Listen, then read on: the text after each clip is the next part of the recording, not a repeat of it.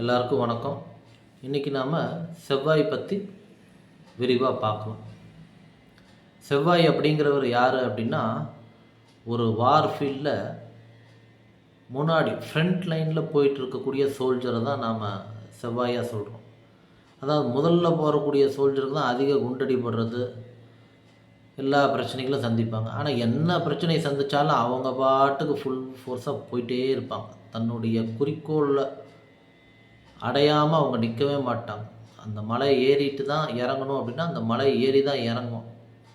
அவன் கை கால் அடிபட்டாலும் சரி, என்னன்னாலும் சரி, அவன் பாட்டுக்கு போயிட்டே தான் இருப்பான். அதனால தான் வி ஆர் ரெஃபரிங் செவ்வாய் எதுக்கு ரெஃபர் பண்ணுறோம்? ஃபியர்ஸ்னஸ், அதிக ஷார்ட் டெம்பர், இதுக்கெல்லாம் நம்ம ரெஃபர் பண்ணுறோம் மார்ஸுங்கிறத. சரிங்களா? இப்போ மார்ஸ்னாலே ரொம்ப அக்ரஸிவ், ரொம்ப ஹை டென்ஷனான பிளானட். அதாவது எக்ஸாம்பிள் எப்படி சொல்லணும்னா, சூரியன்னா நெருப்பு, சூரியனோட டபுள் டைம்ஸ் நெருப்பு தான் செவ்வாய் அப்படிம்போம். சரிங்களா? அதுதான் செவ்வாயோட குவாலிட்டி. அப்போ இந்த செவ்வாய் அதனுடைய பொசிஷன் கட்டத்தில் இருக்கக்கூடிய அமைப்பை பொறுத்து பயங்கரம் ஃபியர்னால் தவறான டெசிஷன் எடுக்கக்கூடிய வைக்கிறது. அதே மாதிரி ரொம்ப அதீத ஷார்ட் டெம்பர் கொடுக்கக்கூடியது. அதே மாதிரி கோபத்தினால நிறையா விஷயங்களை அச்சீவ் பண்ணுற மாதிரியான பர்சன், போராளிகள். அதே மாதிரி முட்டாள்தனமான கோபம். இதெல்லாம் நம்ம கட்டத்தில் இருக்கக்கூடிய பொசிஷனை பொறுத்து மாறும். இதுதான் செவ்வாய் கொடுக்கக்கூடிய பலன். சரி, இந்த செவ்வாய் வந்துட்டு பர்டிகுலராக பார்த்திங்கன்னா, மிதுனம் கன்னி லக்னத்துக்கு, மிதுனத்துக்கு 6ஆம் அதிபதியாக வருவார், கன்னிக்கு 8ஆம் அதிபதியாக வருவார். அதனால் அதீதமான மைனஸை பண்ணுறார். அதே மாதிரி செவ்வாய் 8ல், லக்னத்துக்கு 8ல் இருக்கிறப்போ அது சில சிரமங்களை கொடுக்குதுங்க. சரிங்களா? சரி, செவ்வாய் 1ஆம் இடம் லக்னத்தில் செவ்வாய் இருக்கிறப்ப என்ன பண்ணுவார்? நம்ம ரொம்ப ஃபோர்ஸ்ஃபுல்லாக இருப்போம். நம்மளே எந்த ஒரு விஷயம்னாலும் ஃபோர்ஸாக செய்வோம். நார்மலாக செய்கிற விஷயத்தையும் ரொம்ப ஃபோர்ஸாக செய்வோம். ரொம்ப கோவம், ஷார்ட் டெம்பர் அதிகமாகும். அந்த செவ்வாயோட குவாலிட்டி அப்படியே நமக்கு அப்படியே இருக்கும். 2ஆம் இடத்துல செவ்வாய் இருக்கிறார், வார்த்தை கடுமையாக இருக்கும். டபான் டபான் வெட்டொன்று துண்டு ரெண்டாக பேசிடுவாங்க. நேராக மூஞ்சிலே அடிச்சுட்டு போயிடணும் மாதிரி இருக்கும் முன்னாடி இருக்கவனுக்கு. அந்த மாதிரி பேசிட்டு போயிடுவாங்க. 3ல் இருக்கக்கூடிய செவ்வாய் அதீதமான முயற்சிகள், வீரியம், நிறைய அச்சீவ் பண்ணுறதுக்கு உண்டான மைண்டு அதை கொடுக்கும். 4ல் இருக்க செவ்வாய் வீடுகளுக்கு நல்லது, வீடு வண்டி இந்த மாதிரி விஷயத்துக்கு நல்லது தான். 5ல் இருக்கக்கூடிய செவ்வாய் விளையாட்டு, ஸ்கில் செட், தனித்துவமான ஒரு விளையாட்டில் திறமை அப்படிங்கிறது, குழந்தைகள் இதில் சில சிரமங்கள் அப்படிங்கிறது 5ல் இருக்கக்கூடிய செவ்வாய் கொடுக்குறது. 6ஆம் இடத்துல இருக்கக்கூடிய செவ்வாய் எதிரிகளை வெற்றி கொள்ள வைக்கும். சரிங்களா? எதிரியை டிஸ்ட்ராய் பண்ணிடும் 6ல் இருக்கக்கூடிய செவ்வாய். 7ல் இருக்க செவ்வாய் ஸ்ட்ராங்கான செவ்வாய் தோஷம், வீரியம் அதிகம். 7ங்கிறது கலத்தரஸ்தானம், அதில் போய் செவ்வாய் இருக்க வீரியமான இதாக இருப்பாங்க, பர்சனாக இருப்பாங்க. 8ல் இருக்கக்கூடிய செவ்வாய் விபத்துக்களை, அடிபடுறது, அந்த செவ்வாயோட குவாலிட்டி அப்படியே மைனஸாக பண்ணுங்க.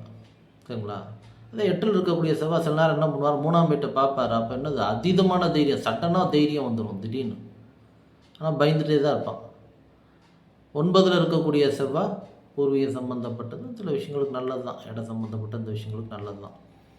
அதே மாதிரி 10ஆம் இடத்துல இருக்கக்கூடிய செவ்வாய் தொழிலுக்கு எக்ஸலண்ட், ஒர்க்கில் அச்சீவ் பண்ணுறதுக்கு உண்டான ஒரு பவர், அதிகாரமிக்க பவர், அதுக்கெல்லாம் நல்லது. 11ல் இருக்கக்கூடிய செவ்வாய் மகரத்துக்கு பார்த்திங்கன்னா, 11ல் செவ்வாய் 4ஆம் அதிபதி போய் 11ல் இருந்தால் அசட் ரீதியில் ஏகப்பட்ட லாபங்கள், அசட்டை வச்சு பெரிய லெவல் ஆவாங்க. சரிங்களா? 11ல் இருக்கக்கூடிய செவ்வாய் ஒரு நல்ல ஒரு அமைப்பு தான். 12ல் இருக்க செவ்வாய் பொதுவாக நான் வெளிநாட்டில் இருங்க, ஃபாரின் சம்மந்தப்பட்டதில் இருங்க அப்படின்னு சொல்கிறேன். ஸோ இது லக்னத்தில், அதாவது வரிசையாக 12 கட்டத்தில் இருக்கக்கூடிய அமைப்புகள் கொடுக்கக்கூடிய பலன். சரி, இதே மாதிரி அடுத்தது இன்னொரு முக்கியமான விஷயம் என்னென்னா, முன்னாடியே ஒரு வீடியோவில் சொல்லியிருக்கேன். செவ்வாய் தோஷம் அப்படின்னா என்ன அப்படின்னா, மிதுனம் ஆர் கன்னி 7, 8ஆம் இடங்களாக வந்து அந்த இடத்துல செவ்வாய் இருந்து தன்னுடைய சுய நட்சத்திரத்தில் இருந்து மிருகசீரிடம், இல்லை சித்திரை, இல்லை சூரிய நட்சத்திரமான உத்திரம், இல்லை ராகு நட்சத்திரத்தில் செவ்வாய் இருக்கிறாரு அப்படின்னால் செவ்வாய் வீரியமான தோஷத்தை கொடுக்கும். தோஷம்னா என்ன? மேரேஜில் பிரச்சனை, இல்லை மேரேஜ் ஆகிறதே லேட்டு.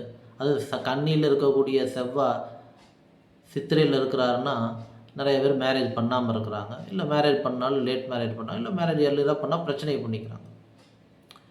ஸோ இதுதான் ஆக்சுவலான செவ்வாய் தோஷம். எது?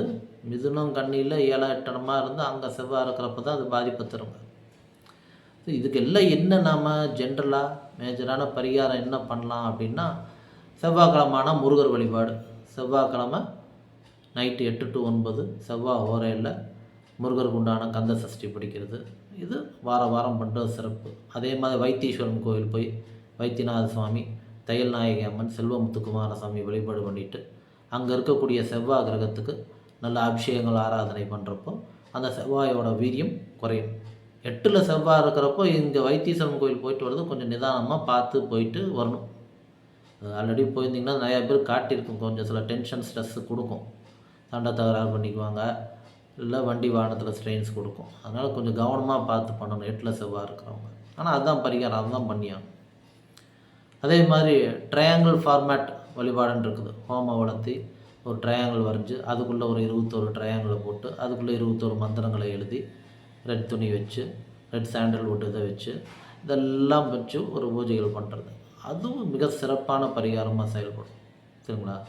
ஸோ செவ்வாய்க்கு வந்துட்டு நமக்கு ஏகப்பட்ட விஷயங்கள் இருக்குது இந்த பரிகார அமைப்பில், இந்த மாதிரிலாம் எடுத்திங்கன்னா. சரிங்களா? இதே மாதிரி வந்துட்டு செவ்வாய்க்கிழமையான துவரம் பருப்பு பரிகாரம் கொடுக்குறது, ஒரு அனாதை ஆசிரமத்துக்கு, முதியோர் இல்லத்துக்கு, இந்த மாதிரி இடத்துல துவரம் பருப்பு நீங்கள் வாங்கி கொடுக்குறது செவ்வாய்க்கிழமை, இதெல்லாம் நல்ல பெஸ்ட்டு பரிகாரமாக செயல்படும். ரெட் கலர் ட்ரெஸ்ஸு வாங்கி கொடுக்கலாம். சரிங்களா? இதெல்லாம் பரிகாரம். மேலே சொன்னதெல்லாம் ரிசல்ட், அது அந்த பாயிண்டில் போய் நின்னா அது பண்ணும். அதே மாதிரி எந்தெந்த கட்டத்தில் போய் நின்னா என்ன பண்ணுன்னு சொல்லி சொன்னேன். அது அந்த கட்டத்தில் நின்னால் மட்டும் அதை பண்ணுமா அப்படின்னா, அதுக்குள்ளே 3 நட்சத்திரங்கள் இருக்குது ஒவ்வொரு ராசி. அப்போ மொத்தம் செவ்வாய் 27 நட்சத்திரத்தில் எங்கே இருக்கிறாருன்னு பார்க்கணும். அதில் நின்று தான் அவர் என்ன பலன் கொடுக்குறாரு, என்ன பரிகாரம்னு சொல்லி நம்ம இன்னும் துல்லியமாக எடுக்கணும். சரிங்களா? அதனால் வெறும் கட்டத்தில் இருக்கிறது பொது பலன்.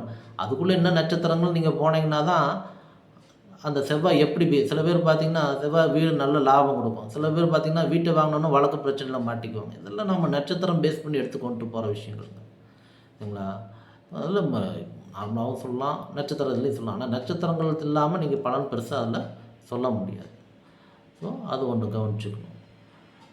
இந்த மாதிரி பர்டிகுலரான பரிகாரங்கள் தெரிஞ்சு அதை பண்ணுறப்போ வாழ்க்கை வளம் பெறும். நன்றி, வாழ்த்துக்கள்.